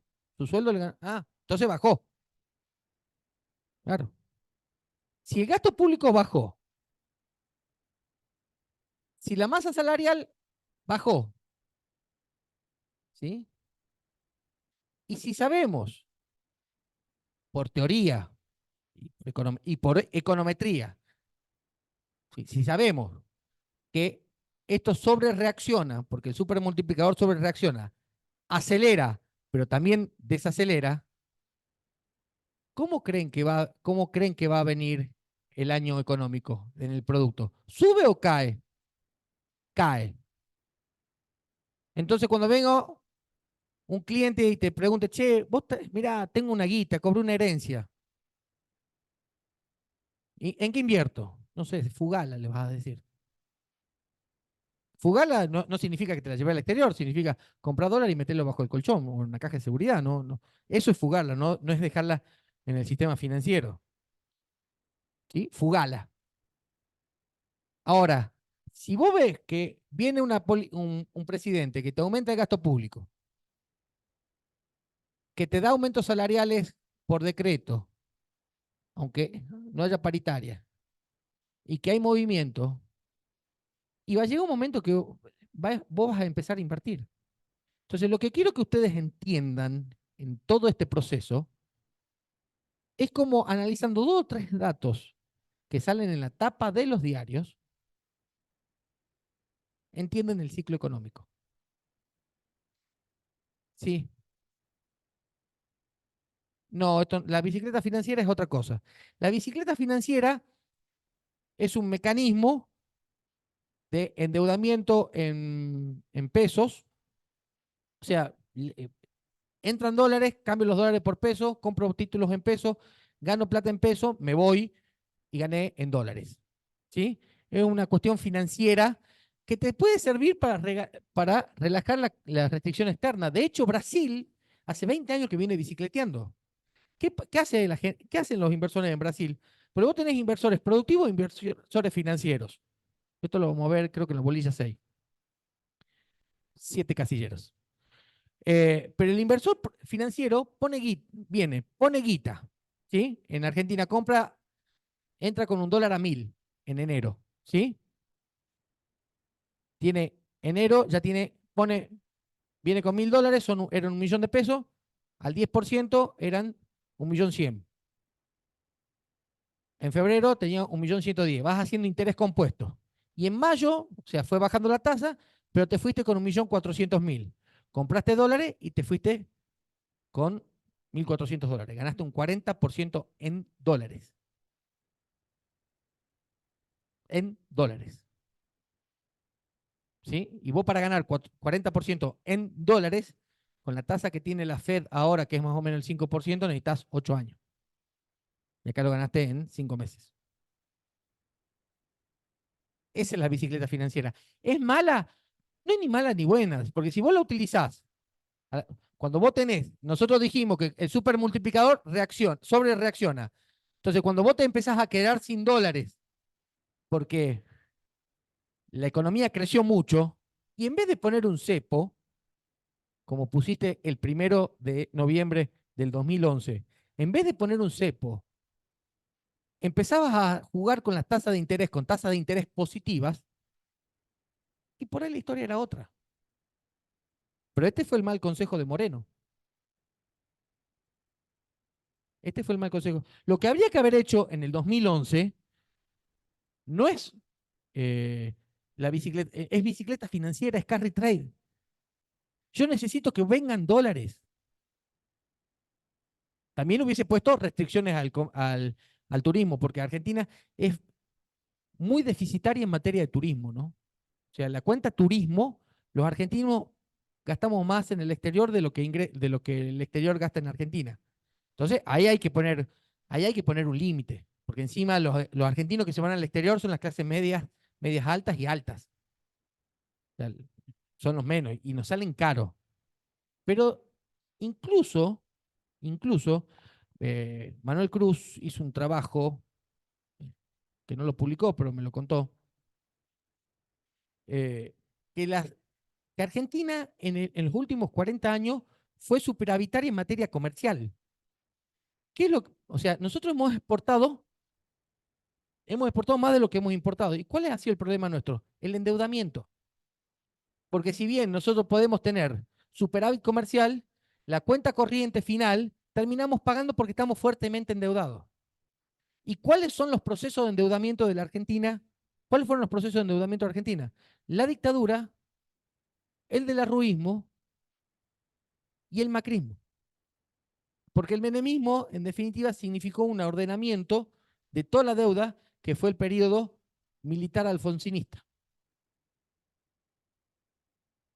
que son, los milicos entraron con 6.000 millones de dólares, se fueron con 44.000, mucha deuda privada, el grupo Macri, por ejemplo, 171 millones de dólares, el grupo Minetti, otro tanto. El alfonsinismo, tuvimos la crisis de la deuda de latinoamericana en esos años, se fue con 66.000 millones de dólares de deuda consolidada y 30.000 millones de deuda no consolidada.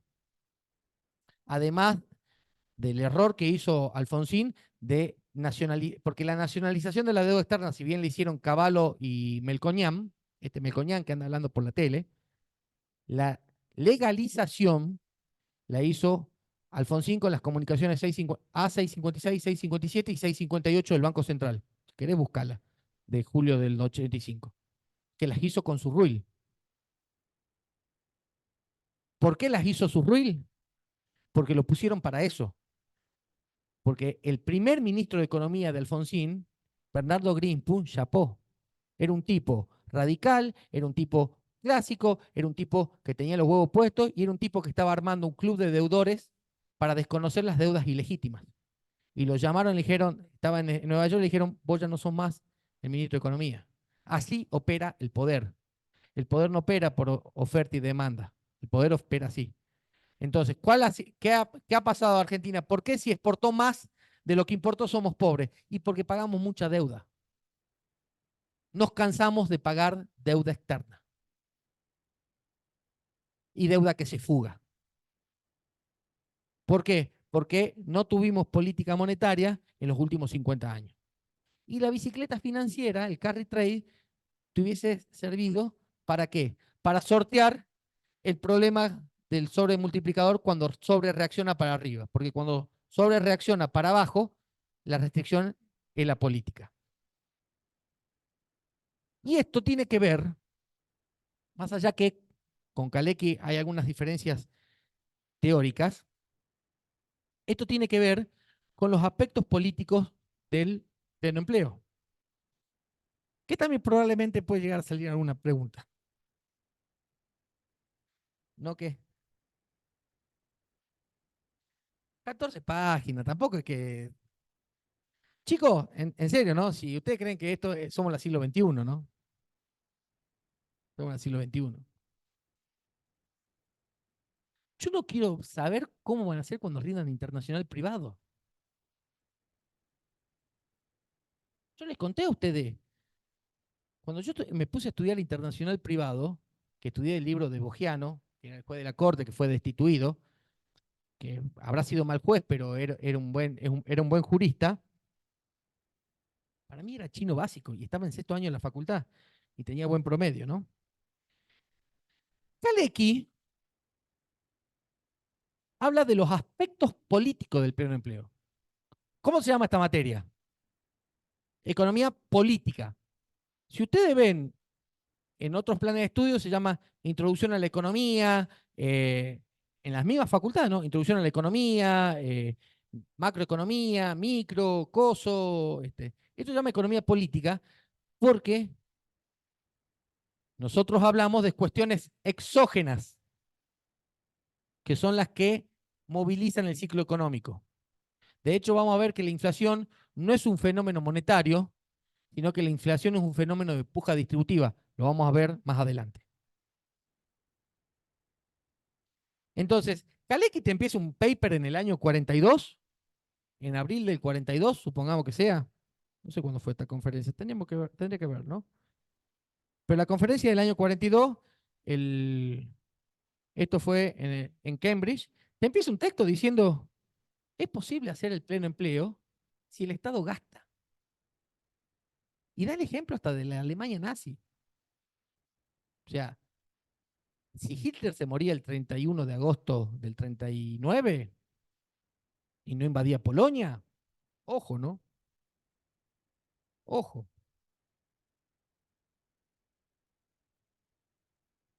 ¿Y por qué Kalecki te dice que se puede lograr el pleno empleo, pero que ahí a los empresarios no les gusta? ¿Alguien leyó el paper de Kalecki o no? A ver, Camila. Sí, sí, sí.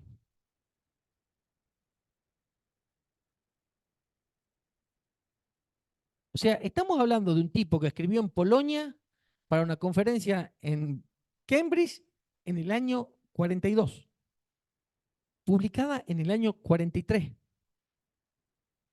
Y te dice, la resistencia, la resistencia de la interferencia gubernamental al problema del empleo.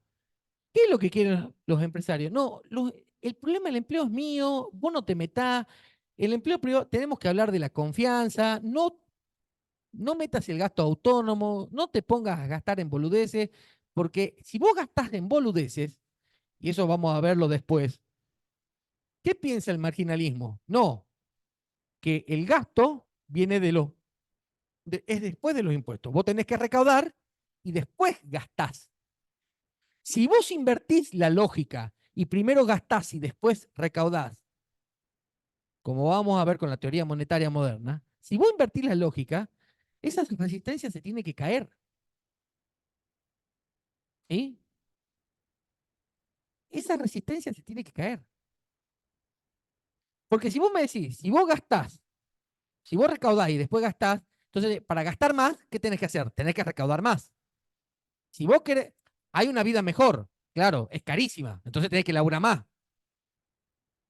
pero hay una vida mejor. Entonces, esto es lo que piensan. Porque confunden, y esto es lo que confunden al Estado con una empresa. Te dicen, no, la economía, ustedes lo escucharon, la economía es como la de una casa. No hay nada más mentiroso. Sí, ese que le dice yo te amo al tercer mes es más mentiroso que el que te dice que la economía es una casa. Pero la economía no es una casa, porque vos no podés emitir dinero, porque vos, no podés, porque vos podés quebrar, porque si vos necesitas más dinero, no podés, vos trabajás, ¿no es cierto? Trabajás 8 horas, 16 horas, no puedes trabajar más de determinadas horas sin que te afecte tu salud. ¿Cuánto puedes trabajar? 8, 10 horas. Llega un momento que si trabajás 16 horas diarias, llega un momento que vos te enfermás. Ahora, yo Estado te puedo poner impuestos, te puedo generar tributos, puedo hacer otras cosas, me puedo ir a endeudar al exterior, vos no te podés endeudar al exterior. Yo podía buscar guita al exterior, o sea, confundir la economía con que es con una casa es de pobreza intelectual, por no decir otra cosa. Después, por eso también te habla de la resistencia a la dirección del gasto gubernamental, ¿sí? Porque dice, che, no, los planeros los pagás con la mía, los planeros se pagan con la mía. Y la tercera que sí es la importante en Kalecki, la tercera que sí es importante en Kalecki, es la resistencia a los cambios, los ascensos sociales. A los empresarios no les gustan los ascensos sociales. Tampoco les gusta, ¿sí? Tampoco les gusta los sindicatos. Miren lo que dice Kalecki, o sea, si vos me decís, esto lo escribió Pato, esto es lo que piensa Pato Bullrich, lo escribió pensando en Pato Bullrich. Dice, eh, el mantenimiento del pleno empleo causaría cambios sociales y políticos y daría nuevo ímpetu a la oposición de los líderes empresariales. ¿Mm? Los dirigentes aprecian más las disciplinas de las fábricas y de estabilidad política que sus beneficios. ¿Quién lo escribió? ¿Lo escribió Kalecki pensando en Pato Bullrich? ¿O en la Lema? Es increíble. Los empresarios siempre actúan como clase. No invierten como clase, pero siempre actúan como clase. No les molesta, che, mira, al torneo de polo voy yo. Nosotros tenemos el ejemplo claro con la ciudad de Mar del Plata.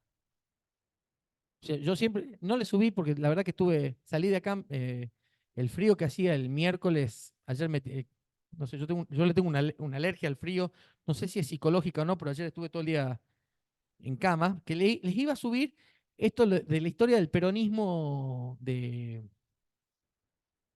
Capusotto, no, de Saborido. Sí, Diego Capusotto y Pedro Saborido. Peter Capusotto es Pedro por Peter Saborido y Capusotto por Diego.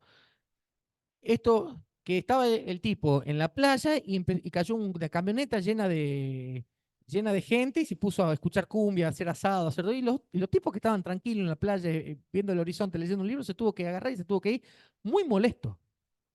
Y eso a los dirigentes les molesta. Bresser Pereira lo decía también, o sea, a la gente, Bresser Pereira, un economista brasilero, le molestaba en Brasil que que los aeropuertos se hayan llenado de negros, porque ellos sí tienen una población afro. Lo decía así.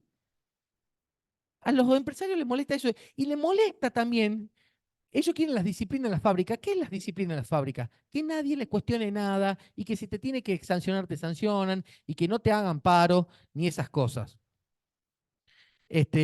Por ejemplo, hasta da ejemplo que el fascismo alemán y el fascismo italiano centraron eh, hicieron esta política de pleno empleo porque los empresarios o se la bancaban o se la bancaban. Pero claro, había un régimen fascista. Estaba el régimen nazi en Alemania, en Italia estaba el régimen fascista, ¿no? Ahora bien, miren lo que dice, el hecho que el armamento constituya la columna vertebral de la política de pleno empleo fascista tiene una influencia profunda sobre su carácter económico. ¿Sí? La industria militar es una industria fuertemente ligada con los crecimientos económicos. Los países que invierten mucho en industria militar generan fuerte crecimiento económico. Y para ir terminando, ¿sí? Te dice al final Kalecki, un poco esto, tratando de demostrar que el gasto público, la reducción del gasto público lo que genera es la depresión económica. Claro, ya había visto Kalecki lo que había pasado cuando Hoover dice empiezo a bajar las tasas de interés o los impuestos, ¿no es cierto? La baja de impuestos y la baja de impuestos y la baja de tasa de interés lo que te genera es, es menor capacidad de movilizar recursos. ¿Sí? No es menor recaudación. ¿Sí? La baja de impuestos no te genera menor recaudación, te genera menor capacidad de movilizar recursos. Lo vamos a ver más adelante cuando veamos cómo funciona el circuito financiero. Porque si vos, porque lo que fortalece una moneda moderna, a estas monedas fiat, que son las monedas, esta moneda de papel, que no tienen valor intrínseco, o sea, que tiene un valor intrínseco, no extrínseco, o sea, es un papel, no tiene valor por el papel mismo, sino por lo que representa. Lo que en las economías modernas son los impuestos, ¿sí? Los impuestos son los que fortalecen la moneda, excepto en el caso de Estados Unidos, que son los impuestos más 11 portaaviones. O sea, su fuerza militar hace que su moneda sea la más fuerte porque tiene el papel de gendarme del mundo. Entonces, lo que termina diciendo Kalecki al final, ¿no? Este, lo que te termina demostrando que las políticas ortodoxas, las políticas ortodoxas te dicen, llegado un tiempo, miren, lo dice hasta de manera irónica, ¿no?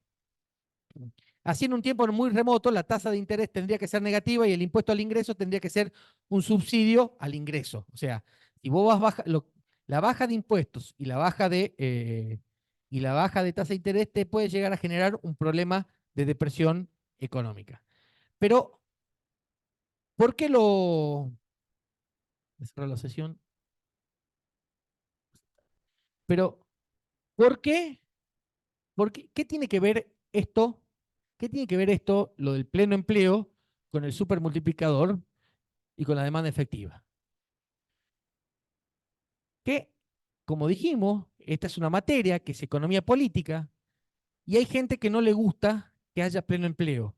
Porque para que haya pleno empleo tenés que tener demanda efectiva. Y si para tener demanda efectiva tenés que tener gasto autónomo. Y no quiero que haya. Y no quiero que haya. El poder no quiere cambios sociales porque el poder es conservador por naturaleza. Y está bien que así sea. Ninguna revolución vino desde el poder. Ninguna revolución vino desde el poder. Y ninguna revolución se hizo con un petitorio. O sea, ¿en serio que piensan que fueron al Palacio de Versalles el 14 de julio del, de 1789? Señor rey Luis XVI, tenemos hambre. No, el poder tiende a ser conservador y a mantener el status quo. Y los cambios vienen siempre desde abajo. Y la idea de Keynes, y básicamente de Keynes, fue sostener, impedir el avance del comunismo. Che, demos un... Y el mismo Perón, ¿no? O sea, el Perón no era comunista. Si el odio que le tiene el trotskismo al peronismo es que, según ellos, impidieron la revolución. ¿Por qué? Porque le dio a la gente la felicidad, este concepto de la felicidad del pueblo. ¿Qué es el concepto de la felicidad del pueblo? Sí, la demanda efectiva. Ponerte guita para que puedas gastarla, ¿sí? Te la pongo yo, Estado, para que puedas gastarla y genero laburo. Y que tu vida sea de la casa al trabajo y del trabajo a la casa. Y podemos agregar y les dio las vacaciones pagas y le dio el aguinaldo o sea, que en Jujuy ya estaba también, podemos discutir, pero lo hizo universal en el país. Pero fueron a través de decisiones exógenas, autónomas, ¿no es cierto? Y que van variando de acuerdo a la ideología de cada gobernante. Pero que nosotros entendamos cuáles son las características y los factores que hacen el crecimiento de la economía, no significa que no haya gente que te patee en contra y que haga una ideología y una teoría económica, que es la teoría marginalista, para mantener el status quo. Y si hay alguna falla en su le echan la culpa, por ejemplo, lo expliqué cuando hablamos de marginalismo, expliqué que, que eh, en la oferta y demanda de factores, ¿no es cierto? Salarios, y, ¿sí? Y si hay el punto es acá, pero en definitiva te pongo un punto sostén acá, la desocupación que va de acá a acá es porque acá tengo un salario sindical, ¿sí? Esto es una falla del mercado producto de la desregulación y por eso hay que desregular. Esto lo vimos cuando vimos marginalismo. Entonces, lo que nosotros tenemos que entender es que todas estas, como que el que domina, lo que intentan es evitar que conozcamos los mecanismos reales por los cuales funciona la economía, porque en definitiva quieren mantener un status quo. No quieren, y más en Argentina, quieren que seamos un país de Latinoamérica. ¿Cómo es un país de Latinoamérica? 80% de pobres, 20% de clase media y clase alta. Esta es la real discusión. Porque si yo tengo eso, lo que yo tengo es mayor tasa de ganancia, lo vamos a ver también más adelante, que está el paper de Serrano en el último círculo de 2020, lo que yo tengo es mayor tasa de ganancia. ¿Sí? Tasa de ganancia significa no cantidades ganadas, porque ahí Kalecki les dice, che, pero si ustedes tienen pleno empleo, van a levantar más plata. Te la vas a llevar en pala. Sí, pero tengo que laburar más y me tengo que bancar los negros de mierda que vayan al aeropuerto y los negros de mierda se van a ir a Mar del Plata y tengo que bancar a los sindicatos y la verdad que estoy harto de los Moyanos, de los Palazos y de la mar en coche. Este es el tema. Y lo que viene a hacer mi ley es un cambio cultural y jurídico a través de las normas. Por eso es que joden con la ley ómnibus, por eso quieren derogar derechos laborales, por eso quieren derogar derechos sindicales y por eso, además con el RIGI, quieren congelar la estructura productiva argentina, reprimarizarla, porque el rol de la Argentina, en la época que él le gustaba, era el granero del mundo. El granero del mundo significa, che, vendemos soja, trigo, centeno y carne y nada más, ¿no? Ahora, no pretendamos ser una potencia mundial vendiendo productos primarios, porque si quieren ser Australia, ¿sí? Lo que tenemos que hacer para ser Australia es básicamente eliminar a eh, 5 sextos de la población. O sea, tenemos que agarrar 48 dividido 6, tenemos que matar 42 millones de argentinos para ser Australia. Literalmente hablando. Porque Australia es un país que tiene por habitante 6 veces más recursos naturales por kilómetro cuadrado. Un país con pocos habitantes y con mucho territorio. Entonces sí, les sobra. Lo que tienen en los 8 millones de kilómetros cuadrados, que es ese continente, les sobra para los 25 millones que son. Nosotros somos 48 millones, o 46 millones en moneda, 47 millones, en 2.800.000 kilómetros cuadrados. Pequeña diferencia, ¿no? Entonces, la discusión, cerrando el ciclo de la primera etapa de esta materia, la discusión es política. Por eso quería cerrar con el texto de Michal Kalecki, escrito en la primavera del norte, la primavera boreal del 42, cuando todavía Hitler era el puto amo del mundo. Muchas gracias.